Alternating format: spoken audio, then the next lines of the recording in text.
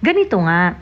Kaya nga, pagka ikaw, ensaymada vlogger ka, ang issue mo, si Senator Amy lang. Ganyan. Kumbaga ang issue mo na parang, nakapirma ka naman ganyan. Actually, sa totoo lang, yung pirma dyan ng Senado, whether alam nila or hindi nila alam yung AKAP, okay, it doesn't change the fact na pinirmahan din yan ng Pangulo. Ganon. 'Di ba? So, kumbaga parang, ano rin, ang tawag dito, parang, it doesn't change the fact na kakontsaba din yung Pangulo. Ganon. Paano ba sinabi ng anak niyo in the future na ayaw mag-aral sa college, ano pong gagawin niyo? Sabi ni Tyrone. I'll talk about it when I get there. Dapat ba accountable lahat ng pumirma na senador? Well, kasi ang sinasabi ng mga senador, hindi sila aware. Ang sinabi ni Bato, ni Nancy Binay, ni JV Ejercito, tsaka ni Bongo, and ni Senator Amy, ang sinasabi nila, hindi sila aware dun sa AKAP. Hindi sila aware dun sa AKAP. Sabi ni Andrew Hoffer, meaning di sila nagbabasa ng napirma nila. Ang problema, wala talaga yon doon sa binasa nila. Kasi yung e-signature, binigay yung e-signature for the binigay yung e-signature for the Senate version of the bill nung GAA. So yung Senate version na yon, basically, yun yung consideration ng mga e-signature nung binigay. Nung nag-BICAM, hindi naman sila na-furnish ng BICAM report. Pagkatapos, yung BICAM report, dahil lahat ng signature nasa office na ni Senator Angara, si Senator Angara na naglagay ng lahat ng pirma, ganun. Yung office ni Senator Angara, ganun.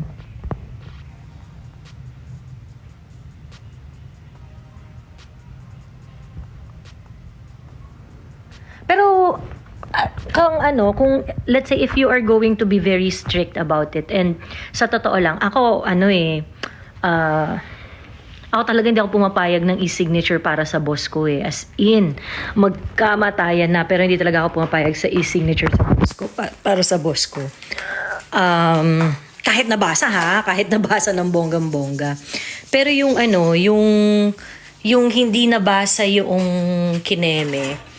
Ang problem kasi doon, binigay nila yung pirma nila as Senate version ng bill. So basically, ang inaagrihan ng mga nag-send doon ng pirma is that kung ano yung na-deliberate sa Senate at napag-agrihan sa Senate, doon nakabase yung pirma. If the budget is less than what they agreed in the Senate, okay lang yon. Ganon. Pero hindi siya po pwedeng magkaroon ng mga sobra-sobra. Ang problema, yung sa BICAM, sobrang daming insertion. Ganon. Ayun. So, yun yung problem doon. Yun yung ano doon. Like I said, no, I think may problem talaga yung Senate. Kasi, kumbaga, may lapse talaga sila dyan. And, para maniwala ako na seryoso yung Senate, nasusugi ng issue niyang insertion na yan, dapat usisain nila ng bonggang-bongga si Sani Angara. Kasi si Sani Angara yung chair ng appropriation. Siya yung nag-okay, siya yung counterpart ni Saldico na nag-agree sa siya yung counterpart ng Senado na nag-agree sa lahat ng insertion. Ganon. Kasi wala naman sa BICAM yung ibang mga senador. Papaimbestigahan na raw ni Senator Amy ang AKAP. Malapit si Senator Angara sa mga Araneta. Ayun nga. Kaya pa bang tanggalin yung AKAP na yan kahit napirmahan ng Presidente Bongbong Marcos? Well, ang dyan, i-question na nila sa Supreme Court. Ganon. Kukwestiyonin nila doon. Or unless magbago yung isip ng Pangulo tapos hindi niya napondohan yun altogether. Ganon. But yun nga lang, kasi parang dahil batas na siya, ganyan. Medyo na sila to really do it. Ganon. Ang doon kasi, Ako, tingin ko kung seryoso talaga yung Senado, kasi hindi lang naman si Senator Amy yung nagsabi na wala silang alam dun eh. Yun din yung sinabi ni Bato, yun din yung sinabi ni Nancy Binay at saka ni JV Ejercito. Hindi nila alam yung AKAP. And in fact, kung nanood kayo ng live namin kagabi, tiningnan namin yung speech ni Senator Angara sa BICAM. Tiningnan namin yung speech ni Senator about dun sa nangyari sa BICAM para sa budget. Walang minention doon si Sani Angara na wala siyang na-mention doon na nagkaroon ng insertion sa AKAP. Hindi rin niya ni-report sa plenary ng Senado, ganun.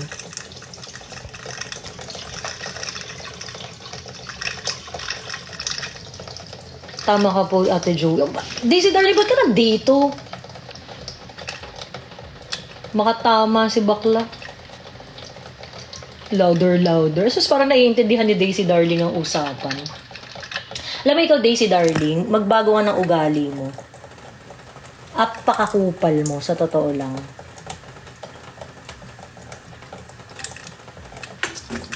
Yung wala ka namang alam, pagkatas ang kupal-kupal mo. Bata ka pa eh. Sa totoo lang, di ba bata ka pa? So makapagsalita ka kala mong dami mong alam. Tapos yung isasama mo pa yung lola mo sa bardagulan. Ano? Gusto ko mahiya ka sa pinaggagawa mo.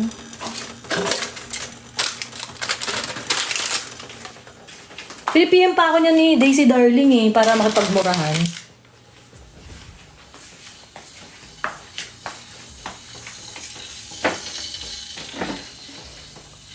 Sino po, Miss Jo, yung binoto niyong presidente? Si BBM, ano ba naman yan?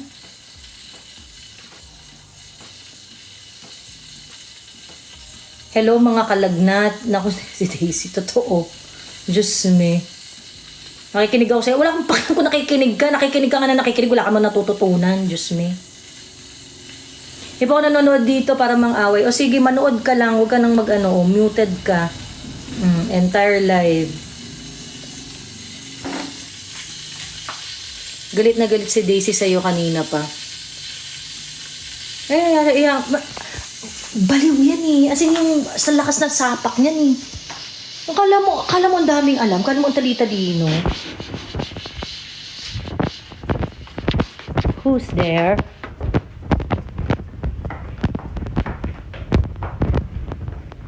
Teka lang, prepare ako ng prepare ako ng kape ko. Joey, nakakalungkot ang estado ng pamumuhay ngayon. Totoo. Sorry. Mga napindot ko lang yung house Ate Joey. Yan ako sa wala kasing tao sa bahay. Tapos grabe naman ito si Rahat na. Diyos me. Pag manood ka ng ko, punta ka dito. Pagkatapos, click mo yung YouTube channel ko. Tapos manood ka doon. Ayun. So, ang dami-dami ko nang nasabi tungkol dyan. Ayun. If you want to talk about certain issues, be specific para mas bongga yung usapan. Ayun. Tapos, ayun na nga. Ang tingin ko yung Senado, para maging sincere sila doon sa sinasabi nila na hindi nila alam yun, na hindi nila alam yung sa AKAP at saka yung iba pang mga insertion na ito ay nangyari during the BICAM. I think dapat kumilos sila na questionin nila yung 2024 budget. Ganon. But if they're going to do that, definitely makakaaway nila ang Pangulo, makakaaway nila ang entire House of Representatives. Ganon. Pero if ganun yung sinasabi ninyo, kailangan panindigan nyo, 'di ba? Otherwise, otherwise, pagka kunwari, sinabi lang, inano lang, ganyan. Okay, anong mapapala namin kung hindi naman kayo mag-a-act upon doon sa mga insertions na yun. Senator Coco Pimentel, nagsabi siya, ka-questionin niya sa Supreme Court yung yung unprogrammed funds na insertion eh. 'Di ba? Ate, if they will do that, di ba may effect yan sa economy natin? Yun nga kasi, kumbaga parang ang mahirap kasi doon, kapag may mga senador na nag-question sa budget, mapuput on halt yung mga activity for that specific budget or for that specific allocation, ganon. So, magkakaroon ng disturbance. Depende kapag nag-issue ng TRO yung Supreme Court or whatnot, ganyan-ganyan. Pero somehow, yeah, merong epekto. Kung gaano kalaki, hindi ko alam. Yung Okta may nilabas na naman, 63% daw approve na gumanda ang buhay. Talaga ba? Sana wag sukuan ni Senator Amy yung PI hearing kasi mukhang nadadivert sa akap, sabi ni Pinggoy. Parehas siya. Magkadugtong siya.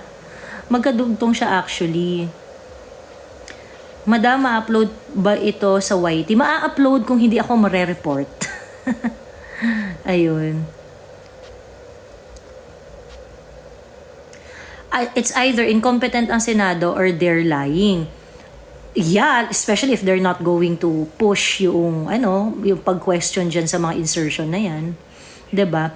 Pero sa totoo lang, sabi ko nga, yung issue ng Senado, malaki talaga issue nila doon kasi parang, tangina, ba't kayo ganyan, 'di ba?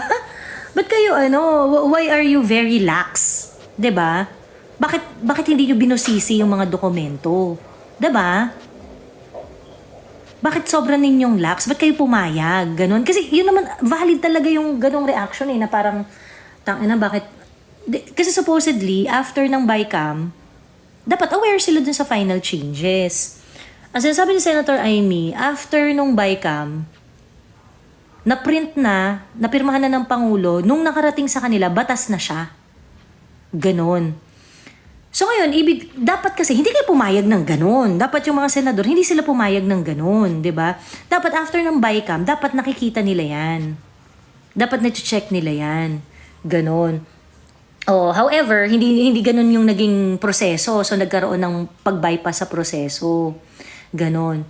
So ngayon, ano yung last effort para mapigilan yung mga insertion? Ang Pangulo. Yung Pangulo, pinirmahan lang rin niya lahat. 'Di ba? So, nung pinirmahan lang rin ng Pangulo, bakit ka nag-agree dyan sa mga insertion? Di ibig sabihin, gusto mo rin yan, 'di ba?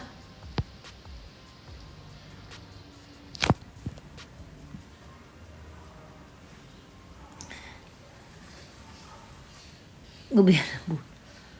Tinamad si BBM. Ayun, tinamad or sila rin mismo yung may gusto. 'Di ba? Kasi ganito yung dating. Okay, sabihin na natin na aware yung Senado, no? Sabihin na natin na aware yung Senado doon sa mga insertion at hindi sila pumalag. Let's say that is true. Wag na tayong magdebate diyan kung alam ba nila o hindi nila alam. Let's say sabihin natin alam nila. 'Di ba? Alam nila. Kasi hangga't hindi nila kine-question ng bonggang-bongga yung mga budget na yan, you cannot stop people from believing na alam nila yan, 'di ba? So basically, ang kasalanan dito ng gobyerno, ng Senado, is hindi sila nag-check. Hindi sila nag-check. So ngayon, ang nag-insert ng mga provisions ay House of Representative, yung AKAP, yung unprogrammed funds, ganyan-ganyan. So basically, ganun yung sitwasyon. Hinayaan ng Senado. Tapos, pinirmahan ng Pangulo. 'Di ba? So, ano ibig sabihin ito? Kantutang malala. 'Di ba? Yun yung ibig sabihin yan. 'Di ba? Kasi, unang-una, hindi yan magiging batas. Yung mga insertion na yan, kahit gaano pa ka-epal yung Senado at saka yung Kongreso, kung hindi yan hahayaan ng Pangulo, hindi yan mangyayari. Ibig sabihin, may imprimatur yan ng Pangulo. 'Di ba? Ibig sabihin, may imprimatur yan ng Pangulo.